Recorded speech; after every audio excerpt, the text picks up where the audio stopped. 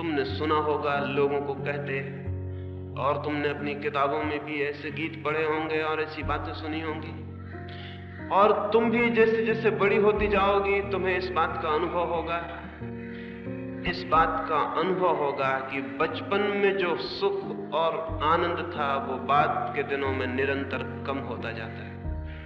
बूढ़े लोगों से पूछो, वो कहेंगे बचपन में बहुत आनंद था, और उसके बाद फिर कोई आनंद नहीं, और उनका मन होता है कि वो वापस बच्चे हो जाएं, फिर लौट जाएं बचपन में। लेकिन जिंदगी में पीछे लौटना तो असंभव है। लेकिन ये बात कि लोग कहते हैं कि बचपन बहुत आनंद का काल है, क्या अर्थ रखती है? ये देखने में बहुत अच्छी मालूम पड़ती है, ये बात बहुत गलत और बहुत खतरनाक है। इस बात का ये मतलब है कि बचपन के बाद जिंदगी रोज ज्यादा से ज्यादा दुखी होती चली जाती। होना तो चाहिए था उल्टा, होना तो ये चाहिए था कि बचपन के बाद जिंदगी रोज रोज ज्यादा खुशी और आनंद से भरती जाती, क्योंकि बचपन तो है शुरुआत। बुढ़ापे के अंतिम दिन सर्वाधिक आनंद के और शांति के और संगीत के दिन होने चाहिए थे, क्योंकि जीवन विकसित हो रहा है। अगर जीवन विकसित हो रहा है तो बचपन तो शुरुआत है, प्रारंभ है, बुढ़ापा पूर्णता है। तो बुढ़ापे में आनंद, बुढ़ापे में उपलब्धि, बुढ़ापे में ऐसा लगना चाहिए था कि हम जीवन जिए और हमने कुछ पाया। लेकिन लगता है ये कि बूढ़ा आदमी कहता है कि बचपन के दिन बहुत अच्छे थे। इसका मतलब साफ है, उस आदमी के जीवन की दिशा ठीक से नहीं चली, उसने जीवन की कला को नहीं जान पाया, वो जीवन कैसे विकसित हो इसके रहस्य को नहीं समझ पाया, वो उन सूत्रों को नहीं पहचान पाया जिनके द्वारा जीवन निर्मित होता, कुछ उपलब्ध होता, कोई संपदा मिलती। लेकिन ये सबके साथ सच है, तुम अभी छोटी हो, लेकिन तुम्हें अभी भी इस बात की खबर मिलनी शुरू हो गई होगी कि बचपन के दिन अच्छे थे। अगर तुमको ऐसा लगने लगा हो तो तुम समझ लेना कि तुम्हारी जिंदगी गलत रास्तों पर चलनी शुरू हो गई। खुशी बढ़ती जानी चाहिए, जीवन के साथ आनंद बढ़ता जाना चाहिए। रोज रोज लगना चाहिए कि कल कुछ भी न था, आज जो है उसके सामने। हर दिन जब आए नया दिन तो वो और बड़ी खुशी और बड़ा संगीत और बड़ा सौभाग्य लेकर आना चाहिए। तभी तुम समझना कि तुम्हारा जीवन ठीक दिशा में चल रहा है। नहीं तो जीवन तो एक पतन हो गया। बचपन में थी खुशी और बुढ़ापे में दुख, तो जीवन तो एक पतन हो गया, विकास नहीं, नीचे गिरना हो गया, ऊपर उठना नहीं। ये तो बड़ी आश्चर्य की बात है, और ये इतनी आश्चर्य की बात भी हमें दिखाई नहीं पड़ती है। पहली बात, जीवन केवल उनको मिलता है, जीवन के आनंद को केवल वे ही उपलब्ध होते हैं जो जीवन की कला को, आर्ट ऑफ लिविंग को सीख पाते हैं। तो ही सार्थकता मिलती है, और नहीं तो सब व्यर्थ हो जाता है। मनुष्य पैदा तो बहुत होते हैं, लेकिन जीवन को बहुत थोड़े से लोग जान पाते हैं। कौन से रास्ते हैं जिनसे जीवन जाना जा सके और पाया जा सके? पहली बात, बिल्कुल आधार में, बुनियाद में जो बात जाननी जरूरी है वो ये जो मैंने जड़ों के संबंध में कही। जीवन की कला, सबसे पहले जीवन की जड़ों को जानने की कला है।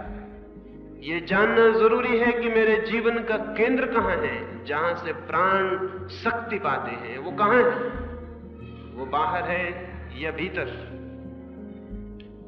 वो मेरा शरीर है या शरीर से भी कोई और गहरी चीज? कहां से मेरा जीवन प्राण पाता है, कहां से शक्ति पाता है, कहां से मेरे जीवन का सारा आधार है? निश्चित ही, जैसा मैंने कहा, अगर हम किसी वृक्ष के पास जाएं तो जड़ें दिखाई नहीं पड़ती। जड़ें तो जमीन के भीतर छिपी होती हैं। क्यों छिपी होती हैं जमीन के भीतर, कभी सोचा? जमीन के भीतर इसलिए छिपी होती हैं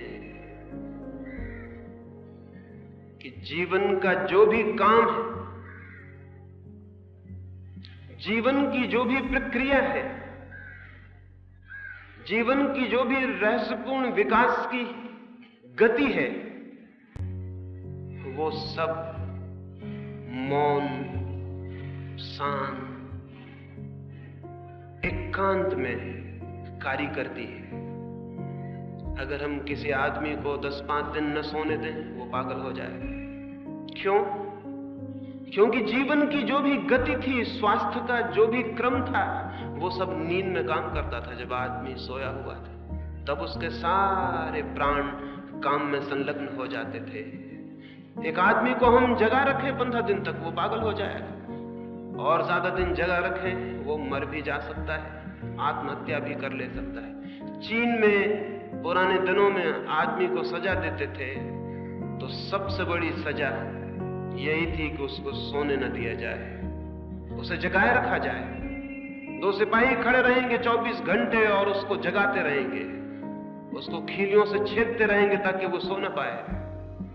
और 2-4 दिन के भीतर ही वो इतनी असह्य पीड़ा अनुभव करने लगता था, चिल्लाने लगता था, पागल हो जाता था, सिर दीवालों से फोड़ने लगता था। मौत से भी ज्यादा पीड़ा उसे झेलनी पड़ती थी। क्या हो गई तकलीफ? तकलीफ ये हो गई कि जीवन की शक्तियां जो काम करती थी, जिनसे रोज रोज ताकत मिलती थी, जिनसे रोज रोज बल मिलता था, रोज रोज थकान मिट जाती थी, वो काम करना उन्होंने बंद कर दिया। क्योंकि उनके काम करने के लिए जरूरी था कि सब मौन हो जाए, शांत हो जाए, चुप हो जाए, सब सो जाए। उस अंधेरे में, उस मौन में, उस साइलेंस में वे शक्तियां अपना काम करती हैं। बच्चा मां के पेट में बड़ा होता है, दिखाई नहीं पड़ता, अदृश्य जड़ें जमीन के भीतर छिपी होती हैं, दिखाई नहीं पड़ती हैं और काम करती रहती हैं। हमारे शरीर में 24 घंटे जीवन काम कर रहा है, हमें पता भी नहीं चलता। खून बह रहा है, हड्डियां बन रही हैं, मांस बन रहा है। तुमने खाना खा लिया है, वो अंधेरे में जाके पच रहा है, खून बन रहा है, मांस बन रहा है। सारा जीवन अंधेरे में मौन काम कर रहा है। एक एक आदमी के शरीर के भीतर इतनी बड़ी फैक्ट्री काम कर रही है कि अगर वो शोरगुल करे तो दुनिया में जीना मुश्किल हो जाए। अब तक आदमी कोई फैक्ट्री नहीं बना सका जिसमें रोटी से खून बन सके, जिसमें हम रोटी डालें और खून तैयार हो जाए, जिसमें हम घास डालें और दूध बन जाए, जिसमें हम कुछ चीजें डाल दें और हड्डियां तैयार हो जाएं। अब तक हम तैयार नहीं कर पाए। हम नहीं तैयार कर पाएंगे, क्योंकि जो भी हम तैयार करेंगे वो इतना ऊपर और साफ होगा। और जिंदगी के काम के लिए इतना चुप, इतना मौन, इतनी सीक्रेसी चाहिए, इतनी गुप्तता चाहिए कि उसका किसी को पता भी ना चले। तुम्हें शायद ये भी पता नहीं कि सारे जगत में तुम्हें जहां भी जीवन काम करता हुआ दिखाई पड़ रहा है, उसे चाहे जीवन कहो, चाहे परमात्मा कहो, वो बिल्कुल मौन और अंधेरे में खड़ा हुआ काम कर रहा है। लोग कहते हैं परमात्मा कहां है? वे परमात्मा को सामने देखना चाहते हैं। छोड़ दें परमात्मा को, पूछें किसी से जीवन कहां है, तो जीवन भी कहीं खोजने से न मिलेगा। जीवन भी मौन, जड़ों में, अंधेरे में काम कर रहा है, चुपचाप। उसी जीवन से सारे पौधे पैदा होते हैं, पशु और पक्षी और मनुष्य और चांद और तारे। उसी जीवन की अंधेरे में छिपी हुई प्रक्रियाओं से सब कुछ पैदा हो रहा है। लेकिन नासमझी में ये हो सकता है कि हम मान लें कि जो दरख्त दिखाई पड़ रहा है ऊपर जमीन के, वही सच है, भीतर छिपी हुई जड़ें है ही नहीं, क्योंकि दिखाई नहीं पड़ती। जो नहीं दिखाई पड़ता वो नहीं है। अगर हम ये तर्क हमारे ख्याल में हो, जो हम सबके ख्याल में है, जो दिखाई पड़ता है वो है, जो नहीं दिखाई पड़ता वो नहीं।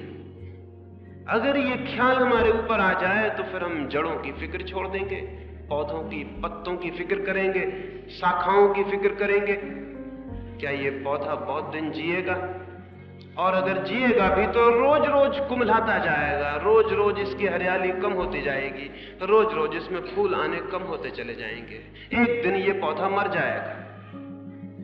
अगर पौधा कुम्हलाने लगेगा तो हम समझ जाएंगे कि कोई भूल हो रही। लेकिन आदमी रोज रोज कुम्हलाता जाता है और हम नहीं समझ पाते कि कोई भूल हो रही। और आदमी रोज रोज दुखी और उदास होता चला जाता है और हम नहीं पहचान पाते कि कोई भूल हो रही। एक भूल हो रही है, हम आदमी की जड़ों को भूल गए हैं। हम आदमी के भीतर जो अदृश्य जीवन की शक्तियां हैं उनका हमें कोई स्मरण नहीं, उनका हमें विस्मरण हो गया है, उनकी हमें कोई याद नहीं। जीवन की कला में जीवन की जड़ों को खोजना पहली बात है।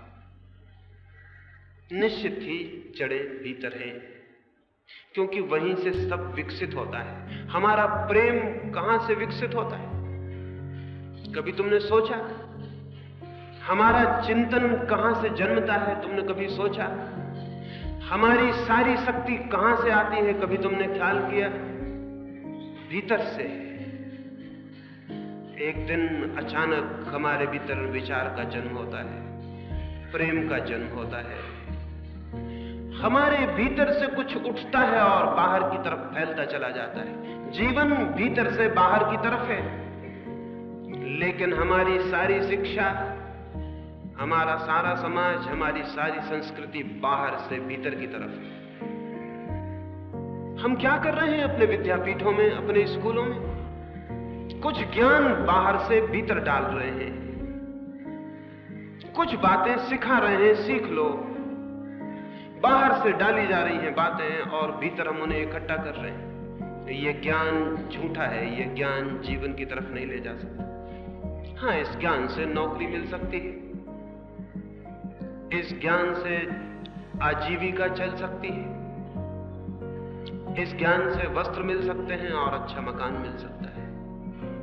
इस ज्ञान से बाहर की कुछ चीजें मिल सकती हैं, क्योंकि यह ज्ञान बाहर से आया हुआ है, लेकिन इस ज्ञान से भीतर की जड़ें नहीं मिल सकती, मनुष्य की आत्मा नहीं मिल सकती, क्योंकि उसे जानने के लिए उस ज्ञान का भी जन्म होना चाहिए जो भीतर से आता है।